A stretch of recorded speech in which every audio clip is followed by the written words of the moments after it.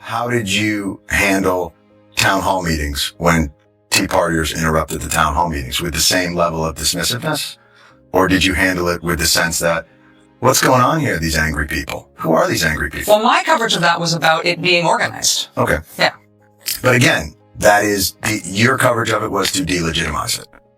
That it was actually not real. It was AstroTurf. No, actually no. Okay. It was, I think my approach to that was to say this is being used as a widespread political tactic by people with a lot of money and a lot of stake in the policy issues. Right. And they're sort of deploying direct action activists would you in a say way that we haven't seen before. Would you say that the general spirit of the block of coverage on MSNBC was as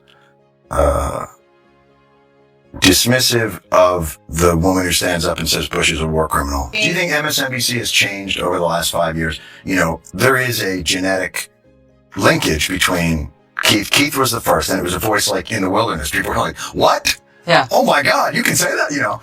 And then you came on and Ed, and again, now I'm talking about climate as opposed to weather. But yeah, it does create a linkage that I think it would be hard for you to say, like, geez, I don't know if we're really... Have you ever watched an interview so tense, so brutally honest, that you could almost feel the temperature in a room drop? Well, buckle up, because today we're diving into one of those rare moments when Jon Stewart went toe-to-toe with Rachel Maddow, and let's just say it didn't go the way Maddow probably hoped. All bought into that the conflict in this country is left and right.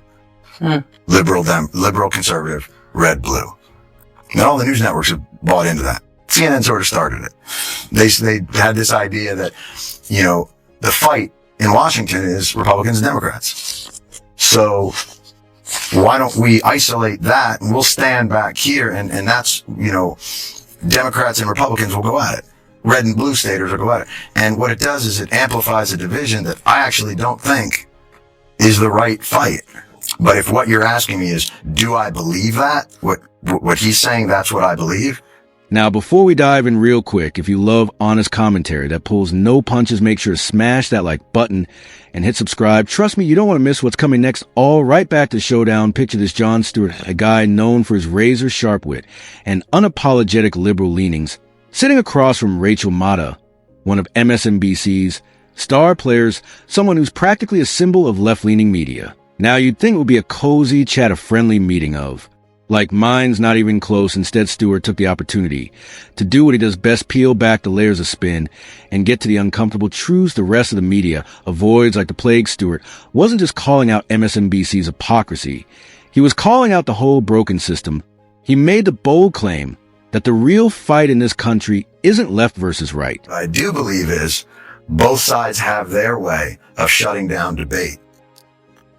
And the news networks have allowed these two sides to become the fight in the country. And I think the fight in the country is corruption versus not corruption. Extremists versus regular. Do you understand what I'm saying? Yeah, but what's the lefty way of shutting down? Well, I mean, Okay, yeah. You've said Bush is a war criminal. Now, that may be technically true. In my world, war criminal is Pol Pot or the Nuremberg trials. It's not saying but then you took that back. Yeah. And I did for good reason, because I don't think he was. And I think that, you know, again, we have to define our terms. But I think that's such an incendiary charge that when you put it into conversation as, well, technically he is, that may be right, but it feels like a conversation stopper, not a conversation. Exactly. The debate isn't dead. It's been murdered, and the media is holding the smoking gun. And you know what's even crazier? Stewart used to be the darling of the left back in the day. He was their champion, skewering Republicans nightly with that trademark smirk. But here, he was throwing punches at his own side, calling out their tribalism, their bias, their intellectual laziness. Honestly, it was beautiful to watch, but here's where it gets even better.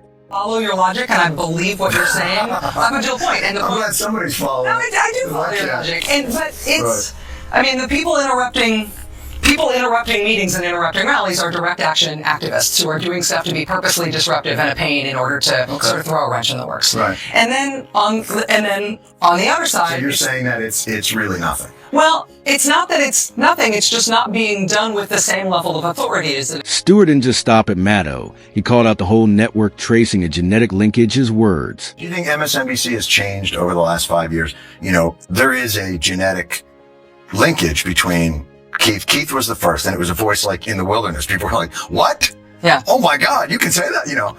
And then you came on and Ed, and again, now I'm talking about climate as opposed to weather.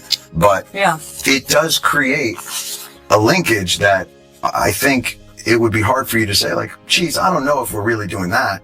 Well, then no, what are you doing? I think what happened is that I think the media, having been derided for so long as being liberal and biased and being very afraid of that charge, Right. when Keith spoke out the way he did, he essentially came out of the closet as a liberal, and it nothing bad happened. It was okay. He still grew his audience, if anything. And so I think it gave network executives some courage to say, okay, people who are liberals can be on TV as long as they call themselves liberals. See, I think that and then they hire the rest of network us. executives work on courage is, I think what they did is they went, why is Fox News kicking our asses? We need to fight this with a similar or... According to Stewart, it was pure strategy or reaction to Fox News dominating the ratings by giving conservatives a place to rally. You see, MSNBC didn't find its soul. It found a business model. It looked at Fox, saw how successful partisan news could be, and decided to create a mirror image for the left, not because they believed in it, because they saw dollar signs. The argument is, you do exactly what Fox do, and you're as bad as Fox. Anybody who's watched our show, in any measure, would understand the special place in our hearts for Fox. Yeah.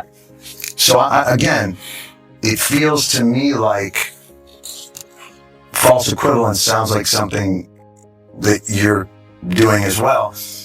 We have a tendency to grant amnesty to people that we agree with and to overly demonize people. Think about it. When was the last time you heard a mainstream media outlet say, you know what, the other side has a point? When was the last time anyone on TV said, let's have a real, honest debate without shouting, name calling, or demonizing the other guy? Exactly, it doesn't happen because it doesn't sell. Instead, we get nonstop outrage. We get echo chambers where the only voices allowed are the ones that parrot the approved narrative. We get the vilification of anyone who dares to ask uncomfortable questions or challenge orthodoxy. They're saying it's both sides, isn't it? Well, there is no doubt. There's no misinformation. There's some disinformation from the left, but comparing it to what Donald Trump No, of course, spews I out agree. every day, I every agree. week, comparing it to what Elon Musk is spewing out, unfortunately, on X, there's no... You were like, Bill, how can you, Mr. False Equivalency? Like, no, Joe, come on. I thought you were Joe Scarborough. There's crazy on both sides. Look, this isn't about defending Fox News or CNN or MSNBC. They're all guilty.